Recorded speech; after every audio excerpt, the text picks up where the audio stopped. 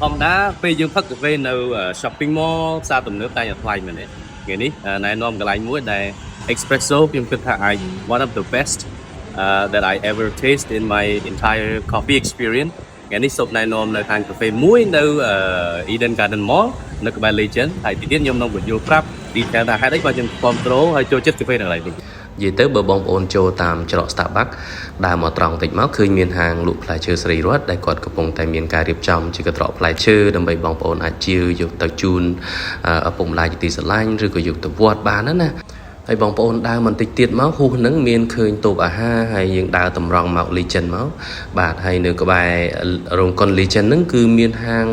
លក់កាហ្វេនឹងមួយហ្នឹងដែលមានឈ្មោះថា Boca Coffee បាទសម្រាប់បងប្អូនដែលចូលចិត្ត Espresso ដូចខ្ញុំផងដែរហ្នឹងគឺយើងដឹងហើយថារសជាតិនៃកាហ្វេគុណភាពរបស់វាហើយនិងភាពខ្លាំងរបស់វាហ្នឹងគឺសំខាន់លេខ1ហើយថាអាចសំខាន់ជាងតម្លៃទៅទៀតក៏ប៉ុន្តែអ្វីដែលធ្វើឲ្យខ្ញុំមានអារម្មណ៍មួយថា surprise មែនទែនគឺថាតម្លៃតែ$1.50ទេហើយសម្រាប់កាហ្វេផ្សេងទៀតគឺ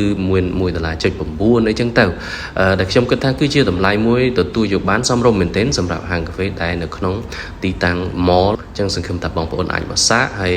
ប្រហែលជាយើងអាចជួបគ្នាបើសិនជាខ្ញុំទៅទិញចំពេលដែលបងប្អូនមកទិញដែរ